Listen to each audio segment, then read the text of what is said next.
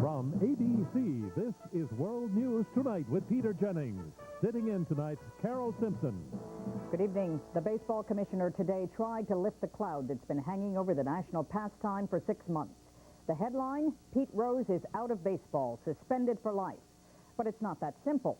While the commissioner says he believes Rose bet on baseball games, Rose still says no, he did not. And the rules say he can apply for reinstatement in a year. Commissioner Giamatti called it a sad end of a sorry episode. Charles Thomas reports. By the time Pete Rose arrived at Riverfront Stadium in Cincinnati this morning, he was no longer a part of Major League Baseball. Moments earlier in New York, Commissioner Bartlett Giamatti had announced the man with more hits than anyone in the game's history had been banned for life for betting on his own team. One of the game's greatest players has engaged in a variety of acts which have stained the game, and he must now live with the consequences of those acts. Rose accepted the punishment, but denied the principal charge. And the only thing I can tell the fans is I did not bet on baseball. I have too much respect for the game, too much love for the game. Under terms of the settlement, Pete Rose cannot be employed by or associated with any Major League team, not even as a broadcaster. Rose agreed to drop his lawsuit against Giamatti, and most important for baseball, accepted the commissioner's authority to decide the case. But in the agreement, Rose neither admits nor denies betting on baseball, and reserved his right under Major League rules to apply for reinstatement after 1 year. I've been in baseball 3 decades, and to think that I'm going to be out of baseball for a very short period of time hurts.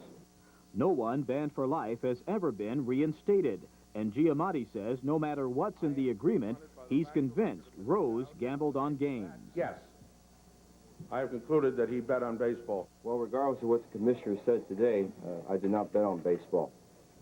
Not having to admit it is important to Pete Rose. An admission could be used against him in the federal tax investigation that centers on his gambling. Charles Thomas, ABC News, New York. In a sport where statistics are so important on and off the field, consider this one.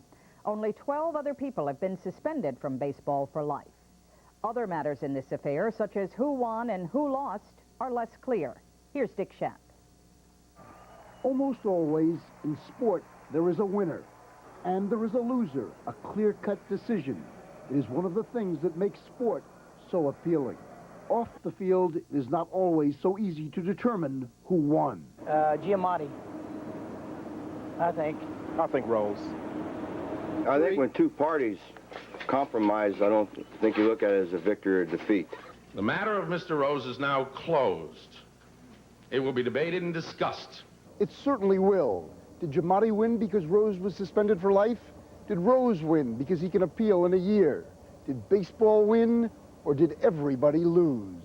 In terms of champagne celebrations, I don't know that anybody could claim a big victory, but baseball was able to uphold its ability to police itself. I fail to see what Pete Rose got out of this whole agreement. It's clearly evident that Pete just gave up the fight. The consensus is that Pete Rose lost to the game he has loved since childhood. Baseball was like part of the summer. Just like brushing your teeth, like part of getting up in the morning. It's the same thing. Baseball is no longer part of Pete Rose's summer. But the man who played more games, won more games, and got more hits than anyone in history may still earn baseball's greatest honor. Pete Rose does it! 4,192! I did my part to get into the Hall of Fame. It's up to you people who would do the voting.